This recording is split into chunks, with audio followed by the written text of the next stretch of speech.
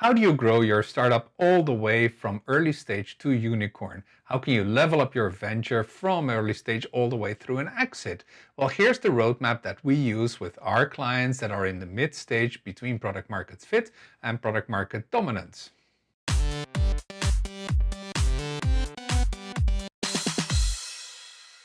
Hello, my name is Roland Siebelink, and I'm the founder and CEO of Midstage Institute.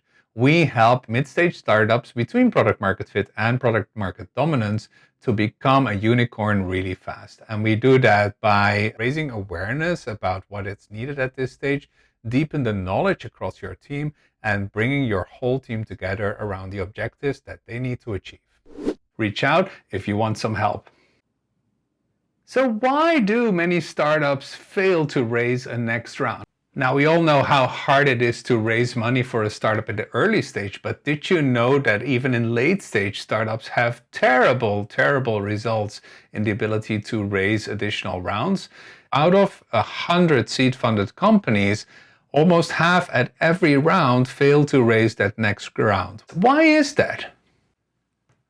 Now, my personal take is that this is because so many founders believe that all is going to run smooth as long as you've reached product market fit. The prevalent mental model that we encounter most often among first-time founders is that it's a very hard slog between launching your startup and then finding product market fit, and then it's all smooth sailing from there until you reach unicorn status and possibly an exit. But this is not a realistic mental model. In reality, of course, that journey is much more arduous and challenging than people give it credit for. A future unicorn has many hoops to jump through, not just product market fit, but several on the way to unicorn status. As you can see in this chart, which is a more realistic model, the product market fit is almost all the way on the left here. And afterwards, there's different phases that you need to go through as a startup to really reach that unicorn status after several years. Now, in reality, the roadmap of many startups that have reached product market fit starts looking something like this. Pretty chaotic. Because if you don't know what you're striving for, you're basically gonna launch initiatives all over the place. This is a typical product market roadmap of the startups that we see as they start to work with us in the beginning. It's typically because startups are floundering and not quite knowing what to reach for. And so they go in all kinds of directions, like hiring sales teams, adding geographies, relaunching a product, improving net retention. And while you have to do all of these things, of course, to be successful as a startup, what is the red thread? How do you actually pull this into a gigantic strategy that makes it very clear for everyone what the next goal is beyond product market fit? Now, the simple advice is that no advice is actually correct for any startup at every phase. Startup advice should be situational. It really depends on the phase that you're in, what the most guiding strategic impetus for your company should be. And if you go to our website, you will find a tool where you can look what phase you're in with your startup and what is the advice most appropriate for your needs. But in general, here is the roadmap we typically use with the tech startups we work with. So after reaching product market fit, which is in a way mastering desirability, we get through the stage of mastering distribution, deepening, disruption, defense, and duplication. And what is the most important here is that you don't start taking shortcuts to a next level up thinking you'll get to unicorn status faster. No, it's really a pyramid with foundations that you can build bigger and bigger companies on. If you take shortcuts and you don't get the foundations right, then your startup is going to collapse. That's why we'll go through these one by one.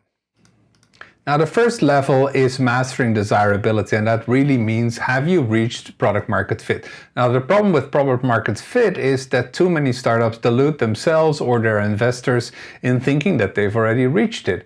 So other than just looking at, well, you know it when you see it, do you actually have the three converging circles of product market fit in place? Here's the way I look at it. Is there an innovative solution, something that's unique enough so that only you can offer it, to a painful problem, something that customers have typically already found workarounds to solve for them? And are there enough of these customers out there, and are they reachable so that you can actually monetize that market? In other words, are enough people willing to pay you to solve that problem? Those are the three converging circles of product market fit. And if you don't have all of them, or you think that one of the circles is perhaps too weak, then it makes sense to strengthen that first before moving on. Otherwise, you will truly hurt your startup. An example of a product that needed product market fit was WearWorks by my friend Kevin Yu in New York City. The Wayband, the product they developed, is a unique haptic device to navigate you when you cannot see all that much. And of course, that was a unique solution, but the problem that the customers face was not that clear to the founders. Ultimately, they stumbled upon people who have low visibility, whether it's because of a handicap or whether it's in specific situations such as firefighters, and there they found a proper market that was indeed willing to pay for those devices, and their market took off. The second level in our pyramid of mastery is mastering distribution. This is when you have actually mastered desirability. Now it's a matter of finding as many customers as you can that will actually buy that product that you've proven there is demand for. And the typical outcome of mastering distribution should be shown in figures. In other words, can you actually acquire customers at a lower price than they will deliver you over time in terms of revenue and profits? Here's a typical calculation, very simplified, but still it gives you the idea of customer acquisition cost versus customer lifetime value. You see marketing cost and sales cost together adding up to customer acquisition cost of $550, whereas the estimated customer lifetime value would be $600. Now everyone would say, okay, great, it's good enough, it's more than the customer acquisition cost. But in reality, I will say investors actually want a much bigger gap between those, because an estimated customer lifetime value is of course future uncertainty. And in an early stage, they want to see that there's enough margin to account for that risk. So what you'll find more likely is that investors will want to see 2.5 or 3 times the marketing and sales acquisition cost in terms of customer lifetime value before they're ready to invest. And one example of a startup that figured this out really well was the Shift team out of Victoria, BC, Canada, who had developed this specific browser for all those SaaS apps that you have these days, and who were extremely good at converting early trial users into paying users, often within less than 24 hours. Excellent job, and you can see Nadia's marketing background in the success of that company. So assuming you figured out the distribution, what comes next? You think your market is growing like crazy, and it will, but it's still an early market. But the problem is your early market is by necessity limited. There's only so few visionaries out there that are willing to take a gamble on your early stage startup. That's the next phase in mastering deepening. How do you deepen your product to be acceptable to mainstream customers? Because in reality, this is what your market growth will look like. After your first series and your first successes in mastering distribution, there's typically this famous chasm, an unexpected slump in the growth curve. Why? Because what happens to most tech startups is that they see this curve really growing in the beginning, and then they see an unexpected slump in that growth curve. Because you've exhausted all the early stage customers that are available to you, and you haven't yet reached a product that is available and acceptable to mainstream customers. So what does this mean? You typically have to make your product ready for the mainstream market by focusing on what we call non-complementary assets. In other words, how do you actually provide things like training and support for your product, documentation, manuals, all the kind of stuff that early stage customers don't really care about, and probably neither do you, because as a founder you're almost always an early stage customer yourself. But mainstream customers care a lot about these things. They're pragmatists. They look at how do we roll this out into our organization, and so things like, is there enough training? Is there enough documentation? Do you have partnerships in place? All these things that help customers wrap their heads around your product rather than having to figure out things for themselves. Mainstream messaging is also important. This is not about revolutionizing anymore. This is about the pragmatic alternative, the smart alternative that many people are jumping on board. And mainstream references is probably the most important. Typical early stage customers will not serve as a good reference for mainstream markets. If you want to read more about this, read Crossing the Chasm by Geoffrey Moore, still a classic in the genre. An example of a company moving into that mainstream market by building that deepening product was Beekeeper, a company I worked with in Switzerland at the time. And they had focused primarily on building a beachhead in the hospitality industry. And within 6 months, after really focusing their product more on hospitality, the messaging, and finding some first hospitality references, they even won the Hospitality Tech Next Generation Award, so that it really showed that for hospitality, this was the solution that was going to be acceptable to mainstream customers. Now, once you've figured out that mainstream market, then you can start conquering mainstream market after mainstream market after mainstream market. And that really means you have to start mastering disruption. The art is to really cherry pick the little segments that you can conquer quite quickly from incumbents, not by attacking their whole market in one go, but by doing it in a very deliberate step-by-step way, just like a chess game.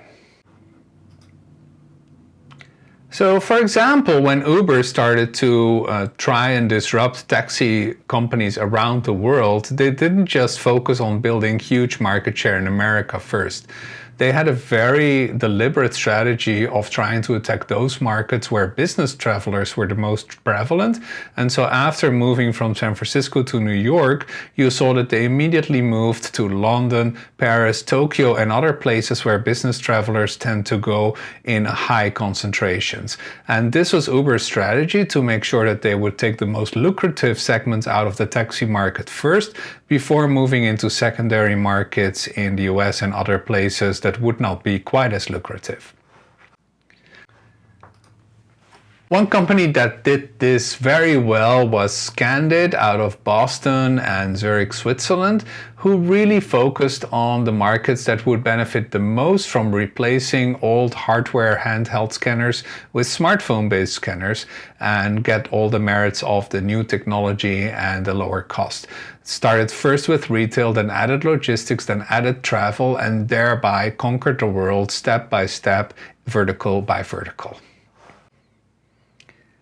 And once you have built a sizable disruption of the market, you're now becoming the incumbent. So now what is important to also master defense, because by now you've conquered a lot of the mainstream market, and so now others are chirping away at your piece of the market. How do you fend off, how do you hold back competitors that are attacking your franchise? Here's a famous example from Amazon. Of course, Amazon's unsung genius is in their warehousing and the state-of-the-art warehouses. And one thing they use a lot to make their warehouses so competitive is all these warehousing robots. You can see on this slide, it's robots built by Kiva Systems. And at some point in time, Amazon decided to actually buy Kiva Systems. And you could wonder, why does that even make strategic sense, right? A retail company that's buying warehouse robotics systems. Well, clearly the reason was for them to fend off competition, to hold back competition just by denying them access to the very same technology that made Amazon so successful. And this is just one example of the many defensive strategies that the larger scale-ups out there employ to fend off their competition. Another example of a company we worked with to help accomplish this mastering defense is Team Redox in the US. They're a fully remote company and were even before the pandemic, and they were very effective at turning healthcare exchange standards into their own format. And they did an excellent job at becoming and then maintaining that position as the only real exchange network for healthcare data in the US by employing all kinds of techniques to make it harder for their partners to be on several networks at the same time. You've gone all the way from the early stage product market fit through mastering distribution, mastering deepening, mastering disruption, mastering defense. Now, once you're ready to actually start doing duplication, which means to run several business units next to each other, then you've already reached some degree of incumbent status. Good luck to you. Anyway, this is the roadmap all the way from early stage product market fit all the way to your unicorn status. This is your pyramid of mastery. So if there's one thing to take away from this entire video is what Marshall Goldsmith says. What got you here won't get you there. But it also applies to strategy and basically what you strive for as the key goal after having reached product market fit. And even somebody as successful as Travis Kalanick, the founder of Uber, would tell you that sticking to the same habits and trying to stick to one phase too long ultimately will not be successful. If you want to read more about this roadmap towards unicorn success, then I could recommend our book Scaling Silicon Valley Style, Growing Big But Not Corporate, which describes all those phases in all the detail. You can get this specialized playbook anywhere on Amazon and other bookstores. And with that, any questions, please do reach out. We love to hear from you. You can find me on LinkedIn. There's my email and my Twitter or X address as well. And of course, you can also call us or see our offices in San Francisco, California. My name is Roland Siebelink. It's been an honor to be with you, and please have a look out for the next video.